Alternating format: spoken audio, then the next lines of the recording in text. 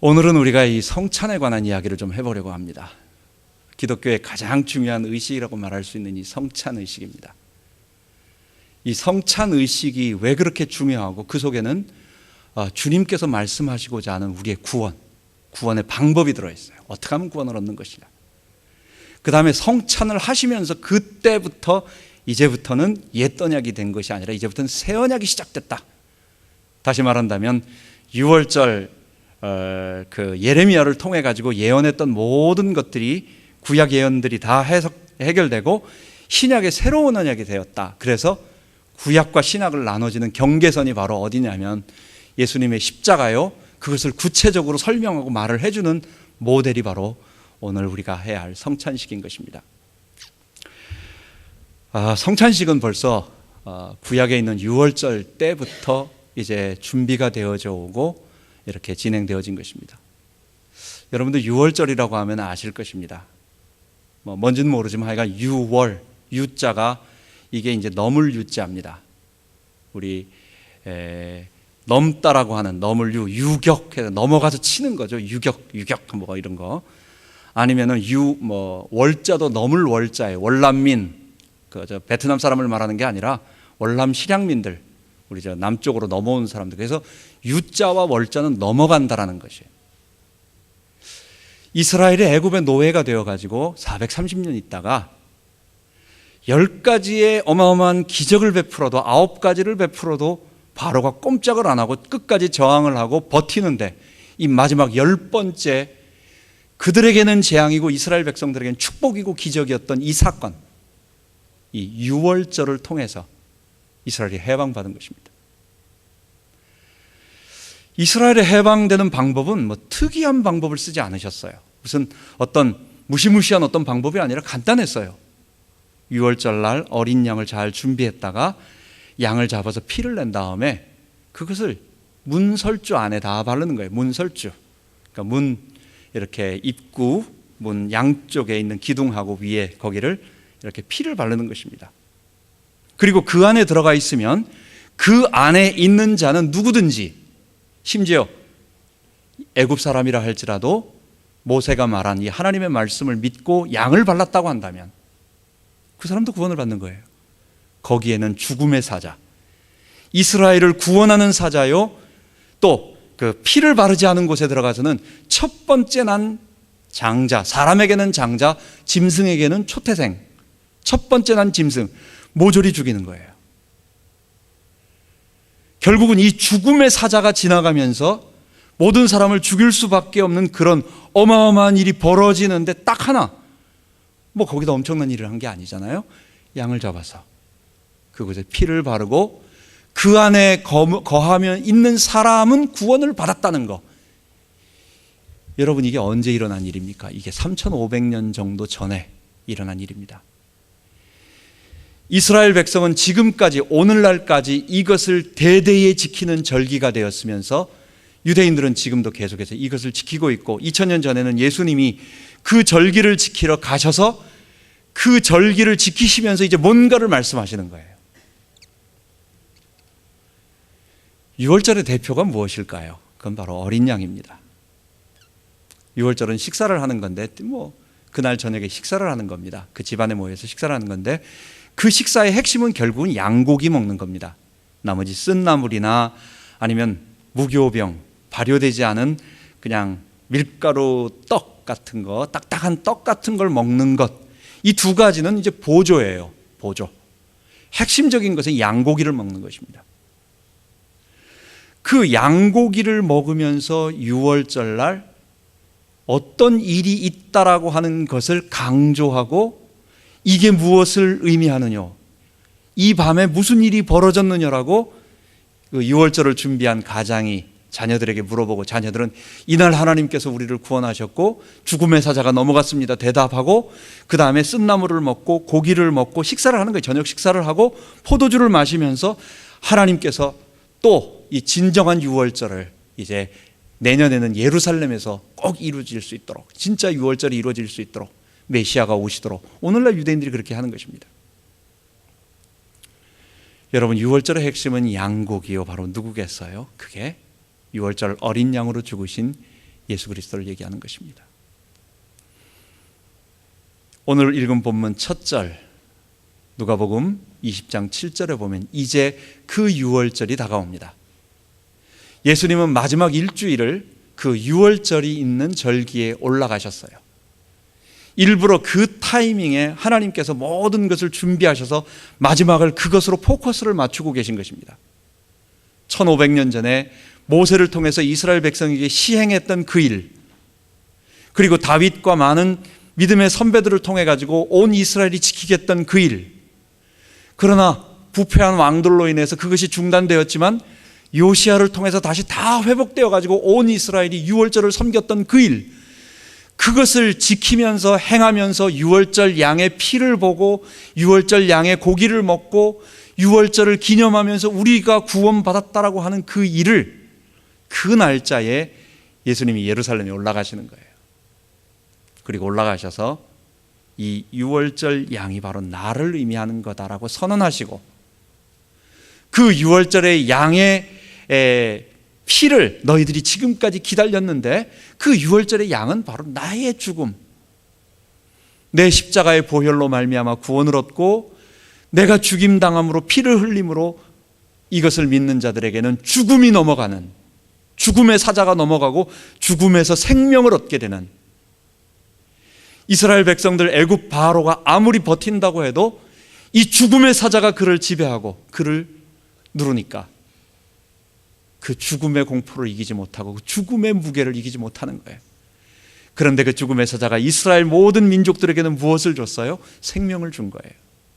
그리스도께서 죽으심으로 말미암아 우리를 죽음 가운데서 해방시키시고 다시 살리시는 그 일을 이 유월절날 하는 거다라고, 이 유월절이 나에게서 이루어졌다라고 선언하시고, 그리고 그것을 종결하시고, 그리고 나서 이제부터 더 이상 유월절을 지키지 말고 유월절 이후에 새 언약인 이 떡과 포도주를 통해서 나를 기념해라 라고 말씀하시는 것입니다. 그리스도는 우리들에게 유월절날 유월절 음식을 드시면서 바로 저녁, 그날이 언제였냐면 목요일이었습니다. 목요일날 저녁에 이제 유월절 식사를 하십니다. 오늘 읽은 본문에 보면 성 안에 들어가서 어떤 물동이를 이고 가는 사람을 만날 거다. 글쎄요, 물동이 이고 가는 사람이 한둘일까요? 근데 그 본문에 보면은 그 사람이 여자가 아닌 남자라고 되어 있다고 되어 있습니다. 그래서 남자가 물동이를 가지고 가는 사람은 그렇게 많지 않을 테니까 쉽게 이 사람도 저 사람도 이렇게 막 선택에 어렵지는 않았을 것이다라고 생각합니다. 그 물동이를 이고 가는 사람을 찾아가서 따라가서 그 주인에게 우리 선생님이 유월절 식사를 할 수 있는 장소를 제공해달라 하면 장소를 준다고 말하는 것입니다. 그 당시에 예루살렘에는 수많은 사람들이 몰려들고 있었습니다. 요세푸스 기록에 의하면 그 당시에 양을 드리는 그 유월절 날 드리는 양의 개수가 한 25만 6,500마리라고 합니다. 그 유월절 기간 동안 25만 6,500마리. 이걸 보통 한 가족이 드리는데 10명당 한 마리 정도, 또는 적을 때는 20명당 한 마리를 합니다. 그러면 곱하면 얼마가 되겠어요? 그거를 한 200만 명이 훨씬 넘는 사람들이 그 예루살렘 유월절 절기에 몰려들고 있는 것입니다. 그럼 그 사람들이 숙식을 일주일 동안 해야 되니까 장소 구하기가 어려울 거예요. 아마 하나님의 은혜로 또 이 유월절은 너무 중요했기 때문에 하나님께서 특별하게 어떤 주인을 만나게 하시고 예수의 소문을 잘 알고 있는 어떤 부자가 예수님께서 그 장소를 달라고 하실 때에 기꺼이 즐거운 마음으로 놀 수 있도록, 빌려줄 수 있도록 하셨다. 어떤 사람은 마가다락방이라고 말하는데 어쨌든 그렇습니다. 그곳에 들어가서 이제 그날 유월절 전날, 유월절날 저녁부터 이제 식사를 하기 시작하십니다. 그런데 이상하게도 예수님은 거기서 고기 얘기는 하나도 안 꺼내는 거예요. 떡은 먹고 포도주는 역시 쓴 떡이라고 하는 건 무교병, 유월절 식사하고 포도주도 곁들여서 마시는 음료수기 때문에 같이 들어있는 건데, 떡은 먹고 포도주는 얘기하는데 이 고기에 대한 얘기가 없어. 왜 그랬을까요? 예수님 자신이 유월절의 어린 양이시기 때문에, 예수님 자신이 그 다음 날, 그날은 유월절 다음 날이에요. 유월절이에요. 그날도 이스라엘은 저녁부터 다음 날 저녁까지, 오후 그때까지가 하루니까 밤이 되고 아침이 된다라고 했으니까 그게 하루를 보니까 목요일 날 저녁부터 금요일 날 해지기 전까지가 그게 하루가 되는 거예요. 그러니까 목요일 날 저녁에 식사를 하시고, 그 다음에 금요일 날 새벽에 잡혀가시고, 그 다음에 금요일 날 오전에 십자가에 매달리시고, 그 다음에 정오에 태양이 깜깜해지고 오후 3시쯤에 십자가에서 돌아가시는 것입니다. 결국 예수님은 유월절 어린 양의 식사를 다 하시고, 그 다음에 제자들에게 성찬을 딱 다시 이제 말씀해 주시고, 그 다음에 그분 자신이 유월절 어린 양으로서 돌아가신 것입니다. 그래서 고기에 대한 더 이상의 어떤 언급은 하지 않는 것입니다. 고기는 자기 자신이기 때문에. 그 이후부터 이제 모든 그리스도인들은 더 이상 고기를 먹지 않고 유월절 양을 지키면서 또 유월절 양, 우리를 구원할 그 메시아가 올 거다라고 하는 그것을 바라보지 않고, 메시아가 오셨다, 그리고 그 메시아가 우리 가운데 떡과 포도주를 통해서 역사하신다라는 것을 바꾸면서 예수님은 우리들에게 새로운 성찬을 주신 것입니다. 만약에 예수님이 고기를 먹으라고 말씀하셨다면, 양고기를 그냥 또 말씀해 주셨으면 어땠을까요? 사실 고기가 살코기잖아요. 그러니까 더 어떻게 보이십니까? 주일날 성찬 예배 드릴 때는 상당히 어려울 것 같아요. 그러면은 고기를 먹어야 되는데 한 조각씩 다, 그럼 뭐 그 비프 절기 같은 거를 만들어야 될까, 어떻게 될지 모르겠습니다. 우스운 그런 거죠. 만약에 예수님이 똑같이 양고기를 나눠주면서 이 양고기가 나를 기념한다, 포도주는 뭐 한다 얘기하면 사람들은 이것이 옛 언약이 종결됐다라고 하는 것을 이해하지 못할 것입니다. 똑같이 먹던 양고기, 똑같이 먹던 포도주, 그러니까 뭐 이거는 유월절의 계속 연장이구나. 유월절을 기독교로 재해석하는 정도구나.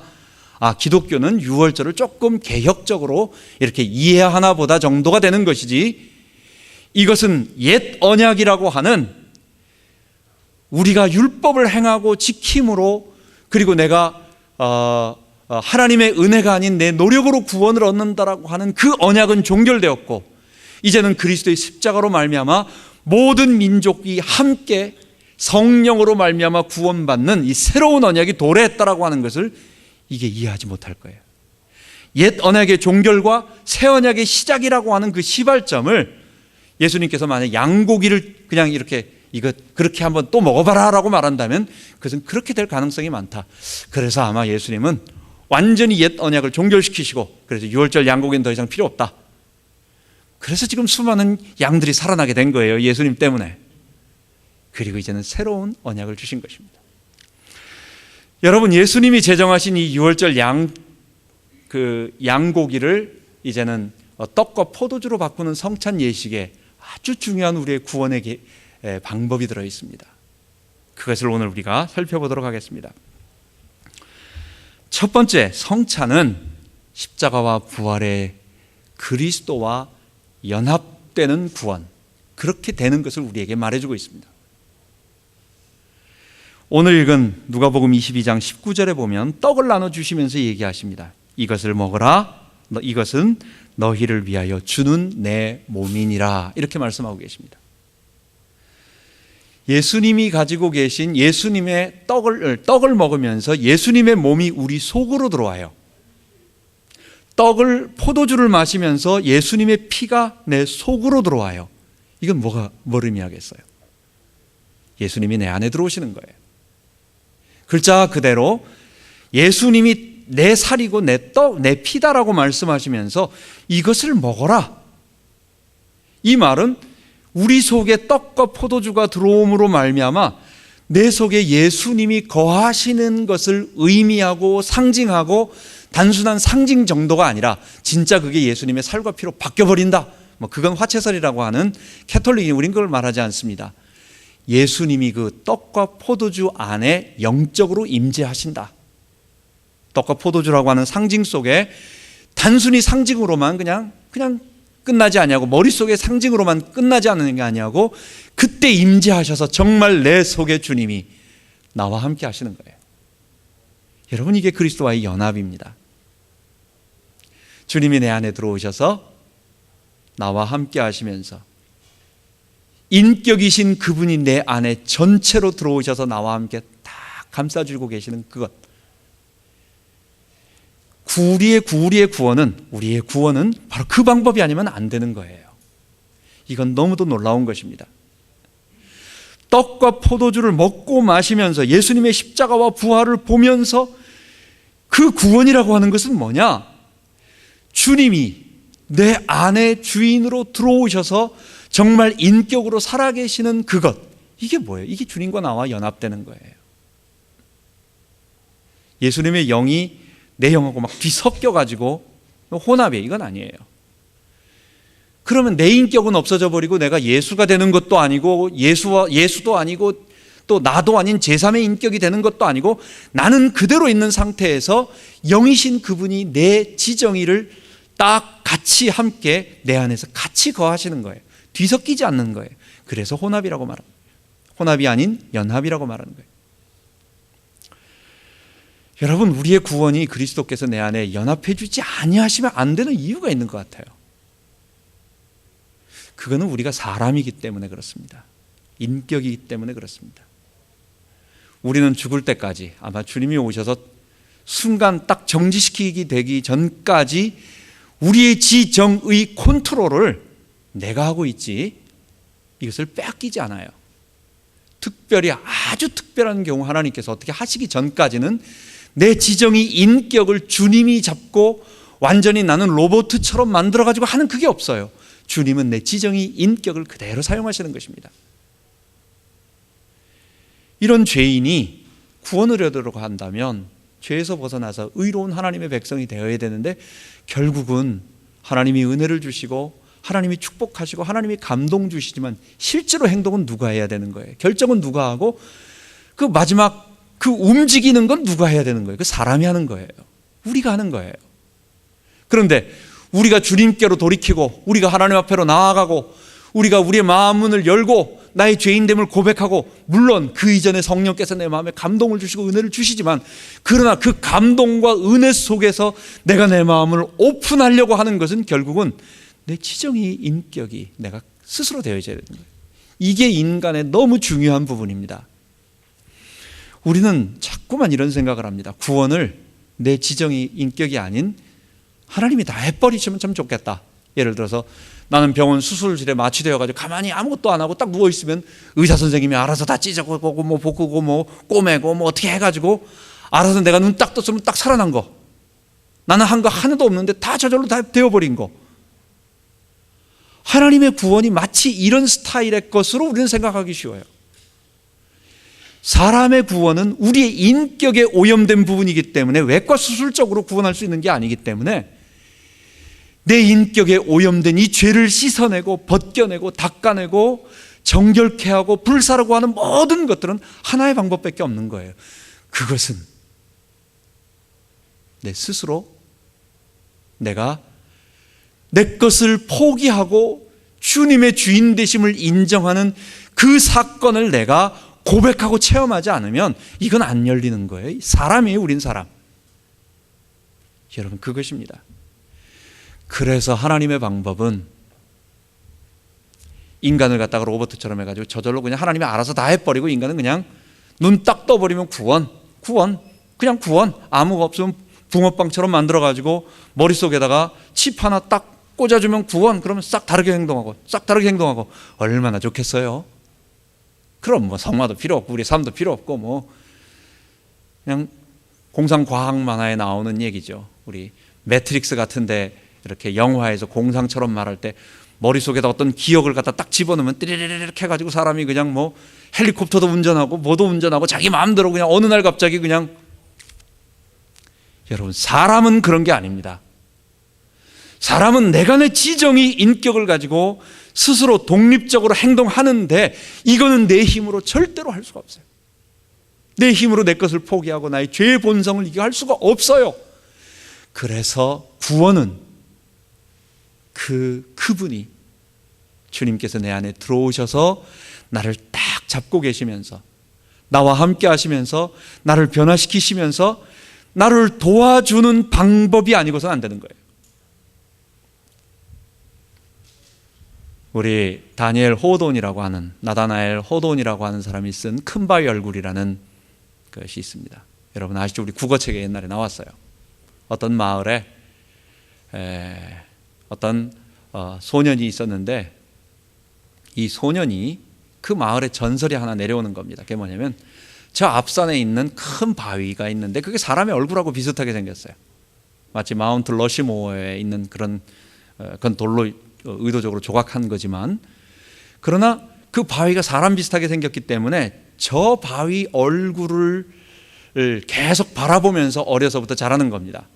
근데 자라다가 그 마을의 전설은 뭐냐, 언젠가 이렇게 저렇게 큰, 저렇게 훌륭한 사람, 저 큰 바위 얼굴을 닮은, 얼굴이 커진다는 얘기가 아니고 저렇게 인자하고 저렇게 위대한 인물이, 그 큰 바위 얼굴을 닮은 인물이 우리 마을에 올 거다.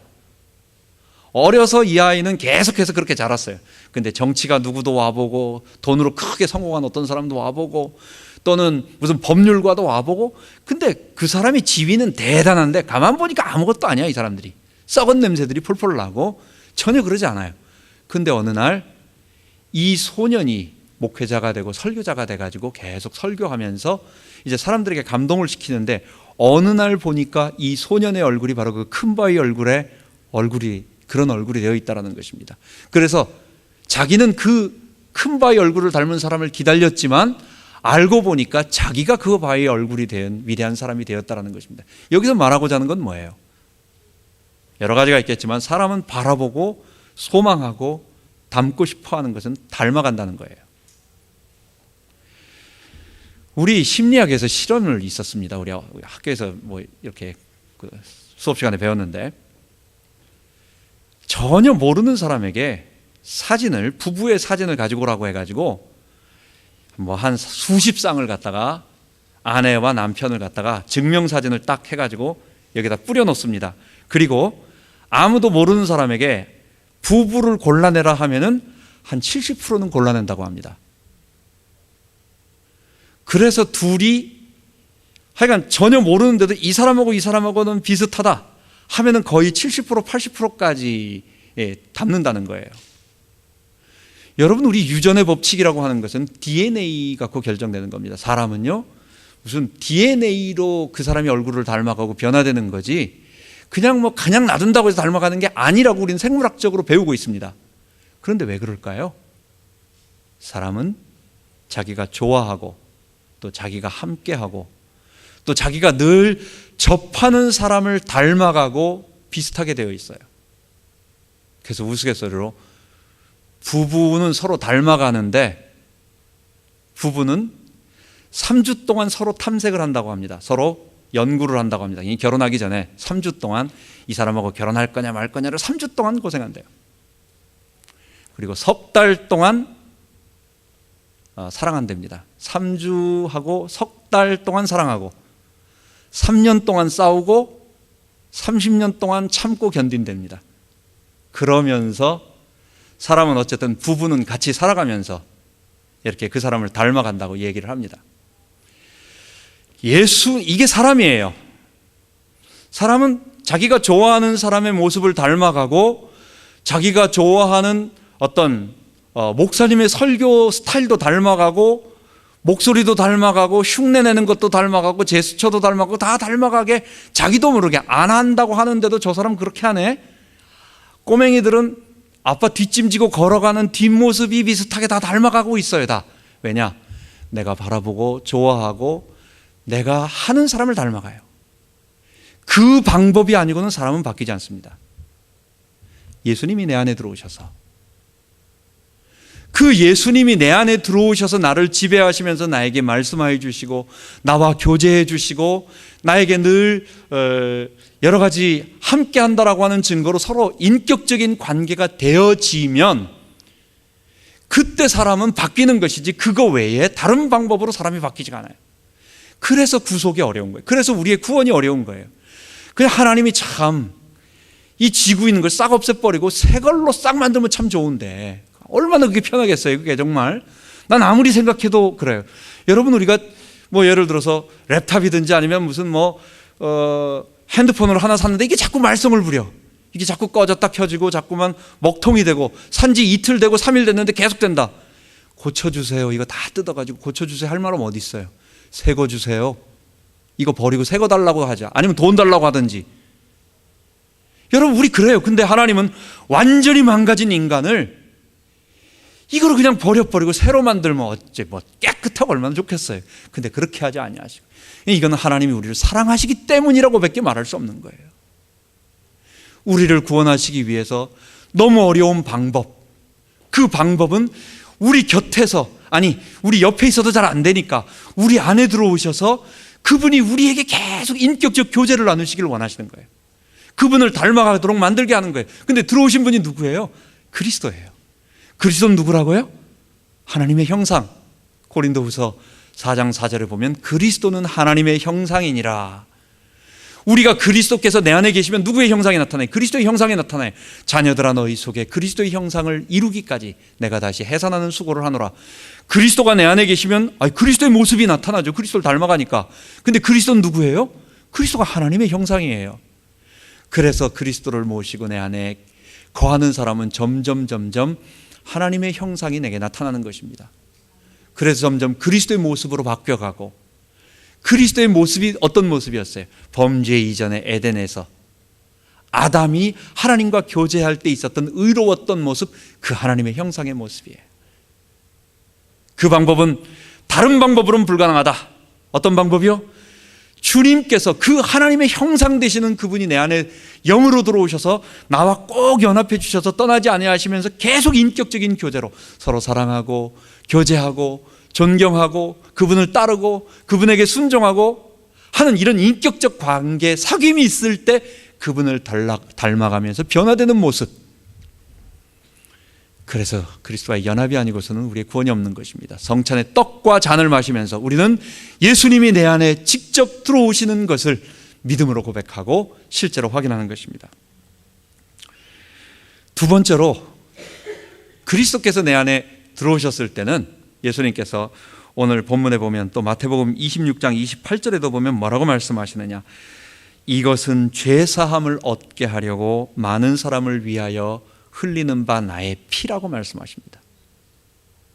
분명히 예수님의 십자가가 나의 모든 죄를 씻으십니다. 왜? 그분이 내 안에 계시니까. 그래서 내 안에 계신 그분이 나와 함께 하시면서 그게 내가 십자가에 못 박히는 거예요. 예수님과 함께 십자가에 못 박히는 거예요. 십자가에 못 박힌 예수를 바라보고 그분과 내가 연합되어서 그분의 의가, 그분의 영이 내 안에 들어오면 나도 그분과 함께 되어져서 그분의 죽음이 나의 아픔이 되는 거예요.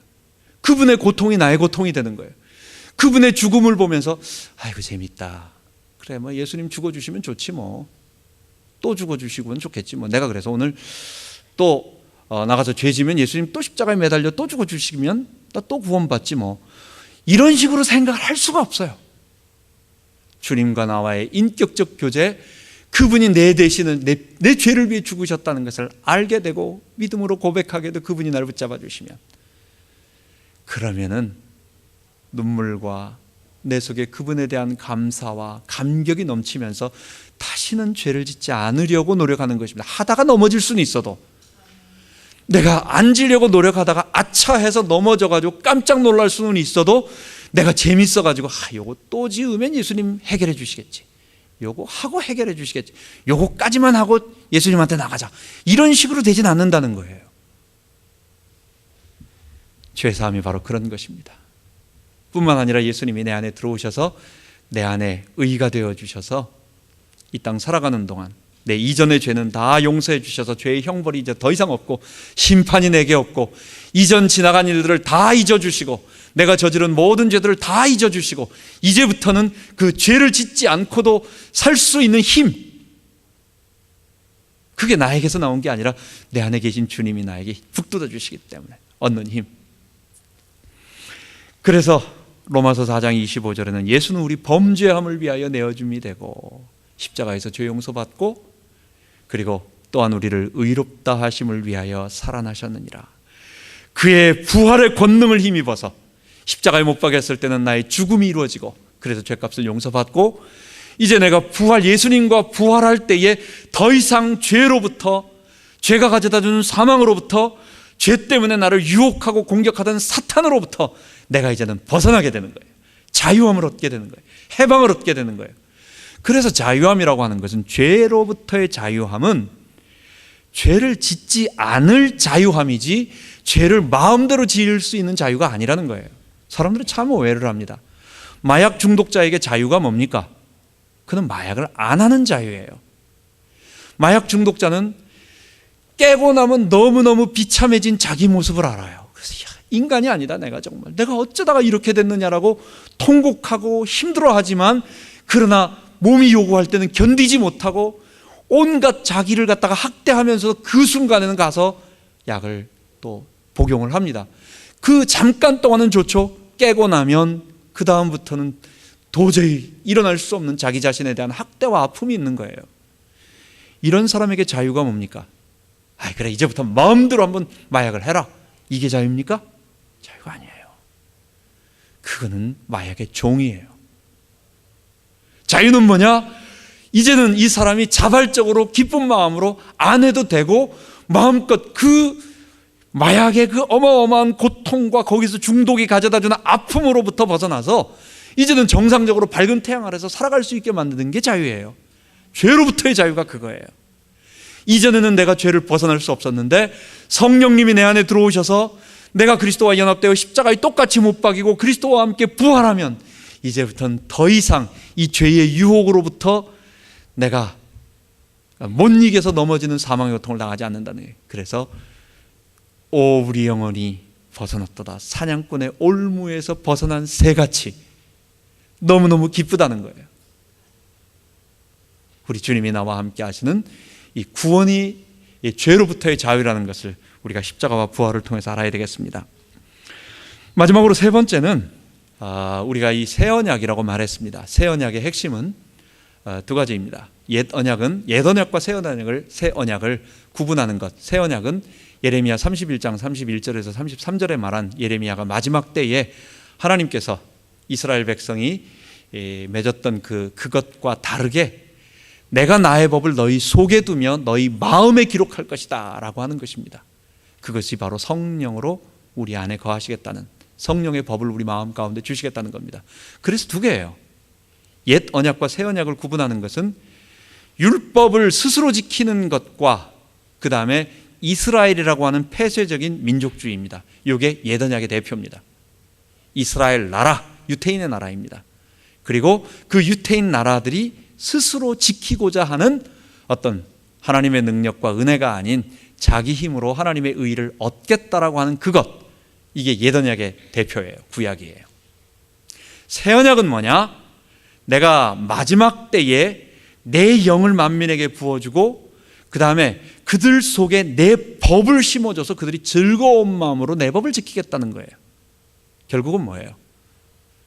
우리 마음속에 성령님이 거하셔서 하나님의 법을, 그 성령님이 우리 마음에 거하심으로 말미암아 우리가 즐거운 마음으로 돌판에 새겨져서 지워지지 않는 걸 보고도 못 지키는데, 지켜도 혼나지 않을 정도만 지키는데, 유태인들처럼 한번 보세요. 자기들은 예수님을 죽이는 어마어마한 악한 짓을 저지르고 있으면서도 율법을 어기지 않으려고 6월절날 몸을 더럽히지 않겠다고 관정에는 안 들어가는 겁니다. 예수님을 죽이는 모든 일들을 뒤에서 다 짜고 그 다음에 그렇게 몰아가서 죽도록 빌라도에게 데려가가지고 그 짓을 저질렀어요. 악한 짓을 저질렀어요. 근데 율법에 자기를 더럽히지 않으려고 그 법정 안에 안 들어가는 것으로 율법을 지킨다고 생각을 하는 겁니다. 얼마나 웃깁니까? 이게 율법이에요. 이게 옛 언약이에요. 그 사람들은 자기들은 율법을 지키고 있다고 생각하죠. 속으로는 온갖 악한 짓을 저지르면서도. 그런데 새 언약은 뭡니까? 그런 거 없어도 자기 스스로 즐거운 마음으로, 자발적으로, 기쁜 마음으로 하나님의 법을 우리가 다 섬길 수 있도록. 그래서 성령님이 우리 안에 거하신다는 것하고 두 번째, 이 복음이 만민에게 퍼진다는 것입니다. 폐쇄적 민족주의가 아니라 만민인 것입니다. 여러분, 만민이 뭘까요? 결국은 교회가 각 지역으로 흩어져서 여러분과 제가, 우리는 이 좁은 공간에서 이 지역에서 우리 일을 감당해 나가는 거예요. 에덴을 회복하는 거예요. 하나님의 왕되심과 우리의 피조물됨, 우리가 하나님 자녀됨을 고백하고 하나님께 순종하는 백성임을 고백하고 이 모든 피조물들이 하나님의 것임을 선언하는 그런 일들을 우리의 삶에서 해나가기 시작하는 것, 그게 내 가정에서부터 이루어지고 그 다음에 그것까지만 하지 않아요. 부부의 한 작은 가정만 하지 않고 그런 가정들이 모여있는 지역의 한 공동체를 만들어 주셨어요. 언약이라고 하는 것은 1대1로 맺는 것이 아니라 그 자녀들과 하는 백성들을 만드는 것입니다. 그래서 지역교회 공동체가 이 일을 감당하는 것입니다. 여러분, 성찬을 통해서 우리가 그리스도와의 연합, 그리고 십자가와 부활, 그게 죄 용서와 의롭다 하심이라는 것, 그리고 마지막으로 교회 공동체라고 하는 새 언약을 우리가 확인해야 되겠습니다. 마지막으로 이것을 정리하고 마치도록 하겠습니다. 성찬에서 우리의 구원을 확인해 봐야 되겠습니다. 첫 번째, 우리는 애굽 바로의 종되었던 데서 구원받았음을 잊지 말아야 되겠습니다. 여러분, 우리가 잊어버리기 쉽습니다. 우리 항상 한국에서는 그래서 옛날에 상기하자 6.25 맨날 뭐 간첩 잡자 뭐 이러면서 상기하자, 다시 보자 뭐 이러면서 그거 안 하니까 다 잊어버렸어요. 우리 애들도 다 잊어버렸어요. 어른들하고 아이들하고 차이가 있는 것 같아요. 애들 보면, 우리 미국에서 어려서 온 애들 보면 너무 물자가 흔해가지고 막 써요. 복사지 하나 쓱 꺼내가지고 그냥 적당히 쓱쓱 해서 꾸겨가지고 버려버려요. 우리는 갱지라고 말하는 그 시험지 같은 거 앞뒤 빽빽하게 쓰고 그렇게 해가지고 쓰고, 얘들은 우리 사지도 쓰지도 못하는 그런 걸 가지고 그냥 먹다가 필요 없으면 쓱 다 버려버리고, 남기는 것도 뭐 다 버려버리고, 이것도 버리고 저것도 버리고. 우리가 과거를 아는 사람들은 그렇게 못하죠. 그렇기 때문에 우리가 이전에 내가 누구에게서부터 구원받았는가, 내가 어떤 상태여서 오늘 지금 내가 하나님께로부터 축복을 받고 자유가 있지만 내가 본래 애굽의 종되었던, 애굽의 바로에게 종되었던, 이 바로는 사단 하나로 보면 오해가 많이 됩니다. 쉽게 본다면 애굽 바로 사탄의 머리를 깨트려서 우리를 구원하는 인격이니까 쉽게 되지만 잘못하면 좀 더 오해가 될 수 있어요. 그 바로는 내 속에 있는 나 자신, 죄입니다. 그 바로는 그 죄 때문에 내가 벗어날 수 없는 사망의 권세입니다. 그리고 그 바로는 이제 그 죄와 사망 때문에 우리를 지긋지긋하게 따라오고 공격하는 사단이라고 말할 수 있습니다. 우리가 거기서 종노릇하고 있었어요. 우리가 아무리 거기서 잘 살고 있어도 여러분, 우리의 마지막은 뭐겠어요? 그것은 노예요, 종이요, 자유함이 없고, 그리고 사망이 우리에게 임하는 것입니다. 여러분과 제가 어디서 구원 얻었느냐? 바로 거기서 구원을 얻었다는 것. 잊어버리면 다시 죄와 사망, 사단에게 잡힙니다. 내가 어떤 상태에서 구원 얻었는지를 잊어버리면 우리 죄의 본성이 다시 글로 끌고 들어가요. 그래서 잊어버리지 말고, 나는 언제나 그 과거로 돌아가고자 하는, 그 회귀하고자 하는 그 본능이 내 속에, 이 죄의 본성이 주님 오시기 전까지 계속 있기 때문에 내가 어디서 구원받았는지, 내가 애굽 바로에서 학대받으면서 그 고통을 받으면서 그 억압을 받으면서 있었다는 것을 잊지 말라는 것, 첫 번째입니다.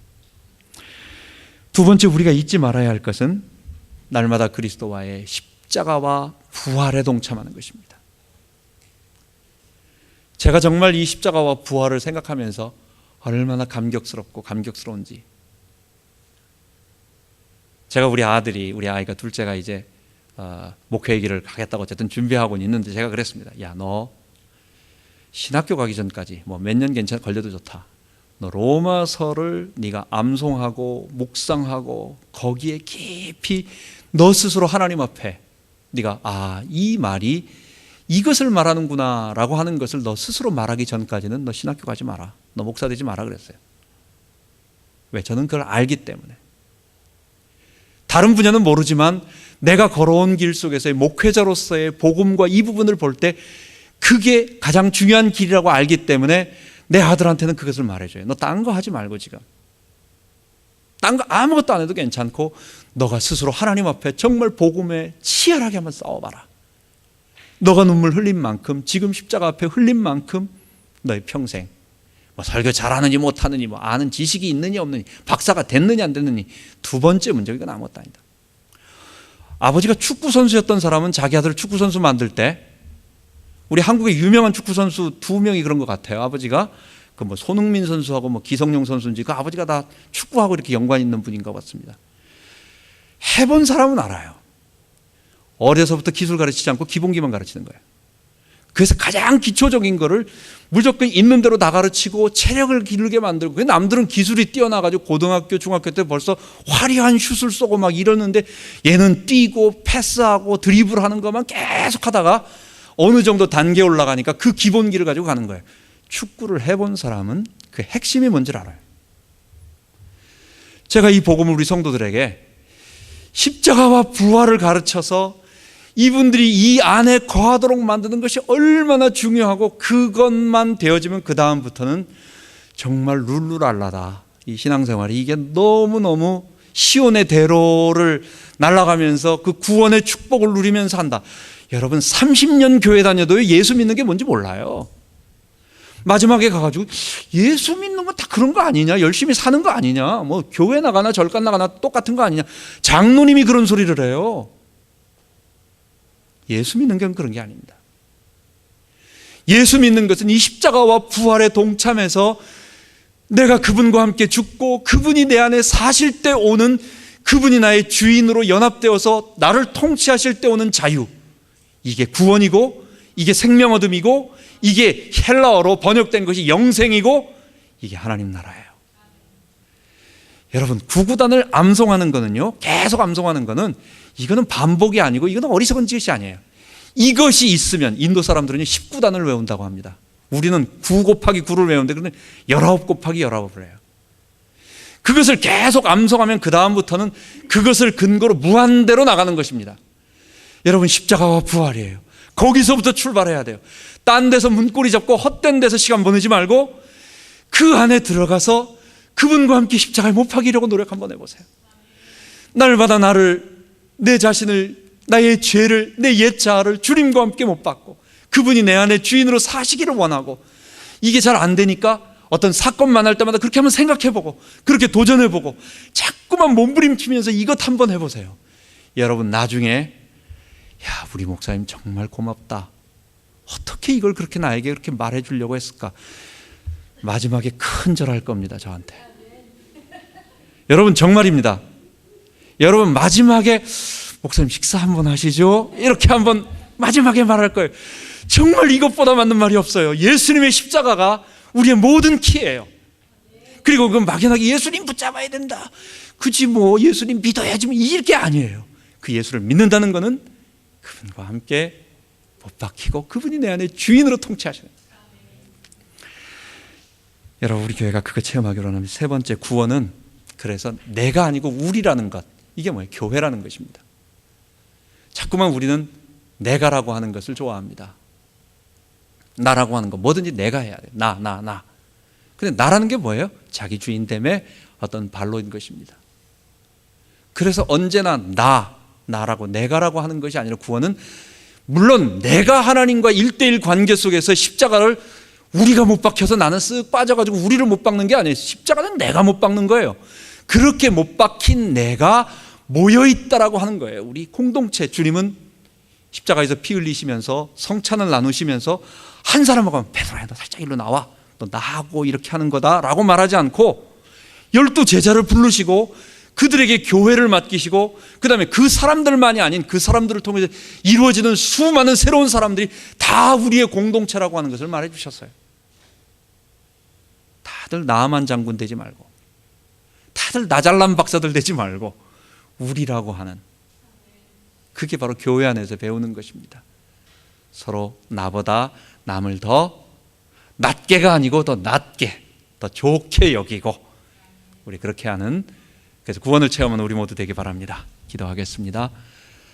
하나님 아버지, 오늘 또 우리가 성찬이라고 하는 주님이 세우신 예식을 통해서 그것이 그리스도와의 연합, 그리고 십자가와 부활을 통해서 우리에게 죄사함과 의롭다 하심을 주신다는 것, 그리고 그게 새 언약의 교회라고 하는 공동체라고 하는 것을 우리에게 말씀해 주심을 감사합니다. 하나님, 우리는 십자가와 부활이 매일 들어도 그 매일 지식 같은 것 같아서 어떨 때는 식상한 것처럼 보이기 쉽지만, 그러나 이 안에서 모든 것이 있다라고 하는 것을 우리 성도들이 정말 느끼게 하여 주옵소서. 지적인 만족이 아닌 그리스도 안에 들어갈 때 오는, 그리스도께서 나를 통치하실 때 오는 정말 이 생명, 부활 생명, 예수의 주되심이 가져다 주는 이 자기 주인됨의 죄에서 벗어나는 자유, 하나님 나라를 우리 성도들 다 체험하고 체험된 그 모습으로 우리가 세상을 변화시키게 하여 주옵소서. 우리 주 예수 그리스도의 이름으로 기도하옵나이다. 아멘.